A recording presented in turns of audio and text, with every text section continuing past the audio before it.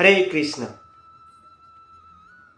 প্রিয় ভক্তবৃন্দ, আজকের আপনাদের সামনে আলোচনা করব খান সাহেব নামে এক মুসলমানের হাতে ভগবান শ্রীকৃষ্ণ জুতো পরেছিলেন। সে সম্পর্কে সেই গল্প আজ আপনাদেরকে জানাবো। শুরু করছি আজকের ভিডিও।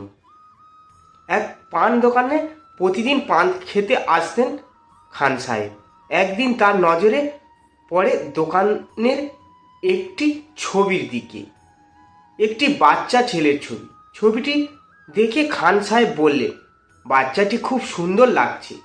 মাথায় ময়ূর মুকুট, কানে কানবালা, গায়ে আছে পীতবর্ণের বসন, হাতে বংশী, পায়ে নূপুর। সবই ঠিক আছে, তবে একটি জিনিস কম আছে, ওর পায়ের জুতো নেই।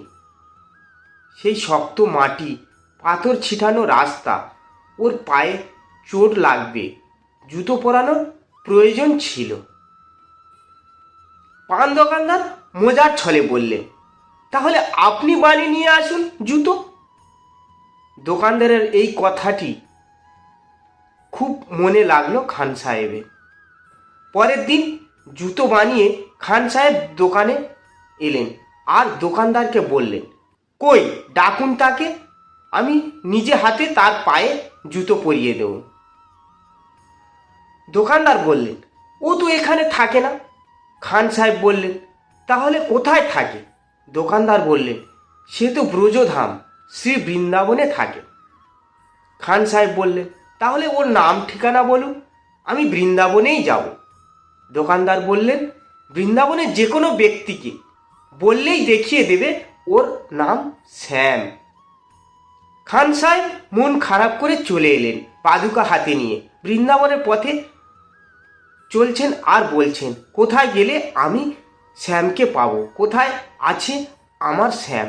এই বলে বৃন্দাবনের পথে ঘাটে ঘুরে ফিরছেন, কিন্তু শ্যাম নামে কোনো ছেলেকে বৃন্দাবনে কেউ চেনেন না। কয়েকদিন এমন দেখতে দেখতে একজন সজ্জন ব্যক্তি তাকে শুধালেন, কে তোমার শ্যাম?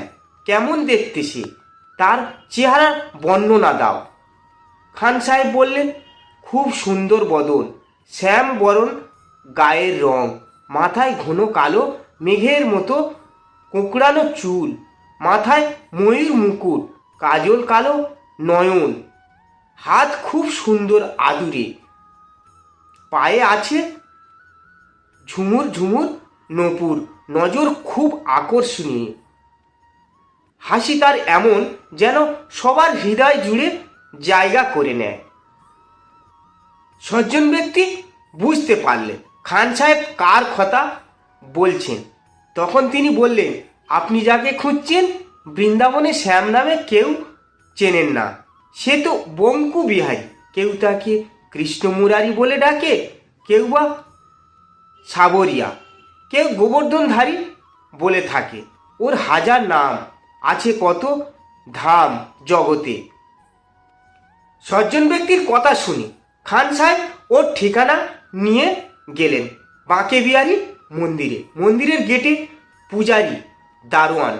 খান সাহেব অন্য জাতি মুসলমান দেখে তাকে ঢুকতে দিচ্ছেন না।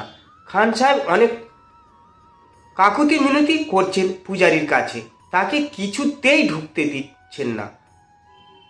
খান সাহেব মন্দিরের সিঁড়ির নিচে বসে বসে বলছেন, শ্যামের সাথে আমার অনেক বড় কাজ আছে, আমাকে শ্যামের কাছে যেতে দিন, ঘরের ভেতরে যে আছেন তার সাথে আমাকে দেখা করতে দিন। এই বলে কাঁদতে কাঁদতে সারা রাত জেগে থাকলেন। রাত্রি প্রায় শেষের দিকে, ভোর হতে যাচ্ছে এমন সময় এক বিকট শব্দ শুনতে পেলেন। খান সাহেব এদিক ওদিক তাকিয়ে কিছু দেখতে পেলেন না। চারিদিকে তাকিয়ে দেখছেন, কিছুই দেখতে পেলেন না। হঠাৎ নিচের দিকে তাকিয়ে দেখলেন সেই ছবির শ্যাম বসে আছে। খান সাহেব তাকে পেয়ে বুকের ভেতরে জড়িয়ে ধরলেন, খুব আদর করতে লাগলেন। পাদুকা পরাতে যখন শ্যামের পায়ের দিকে তাকালেন, দেখলেন শ্যামের পায়ে পা দিয়ে রক্ত ঝরছে। খান সাহেব বললেন, আমি ছবি দেখেই বুঝেছিলাম পায়ের অবস্থা এমন হবে। তুমি যদি আগে থেকেই আমাকে ডাকতে তাহলে এমন হতো না, আমি চলে আসতাম। তাহলে না বৃত্ত কাটা, না বেরোতো রক্ত।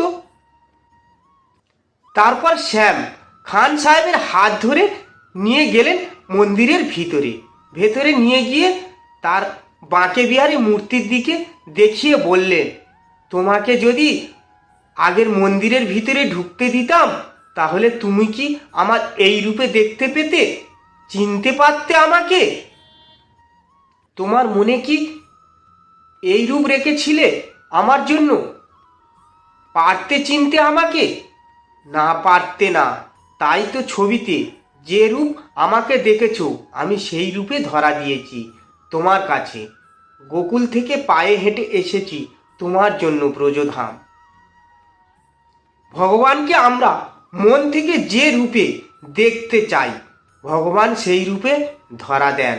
শ্যামের কথা শুনে খান সাহেব শ্যামের প্রেমে পড়ে গেলেন। বললেন, তোমার চরণে ঠাঁই দাও আমাকে, তোমার চরণতলেই আমার ঠিকানা। তুমি যে এই জগতের মালিক আমি সেটা বুঝতে পেরেছি। আজ থেকে আমি প্রতিজ্ঞা করলাম তোমার গুণগান আমি লিখব, তোমার গুণগান আমি গাইব, সকলের কাছে প্রচার করব। আপনারা অনেকে হয়তো খান সাহেবের কথা জানেন না, আবার অনেকে জানেন। ভগবানের কাছে কোনো ধর্ম, কোনো বর্ণ, কোনো জাতি, কোনো রং বলে কোনো বিশেষত্ব হয় না। ভগবানের কাছে একমাত্র বিশেষত্ব হলো, সেটা হলো ভক্তি। খান সাহেবের মধ্যে সেই ভক্তি খুঁজে পেয়েছিলেন ভগবান। আমরা এত মানুষে মানুষে ভেদাভেদ করি, জাতপাত নিয়ে লড়াই করি, ভগবানের চরণে এই মানুষের কোনো জায়গা নেই। তাই জবন হরিদাস থেকে শুরু করে আরও অনেক মুসলমান ব্যক্তি ভগবানের চরণে ঠাঁই নিয়েছে। তো বন্ধুরা, ভিডিওটা ছিল এই পর্যন্ত।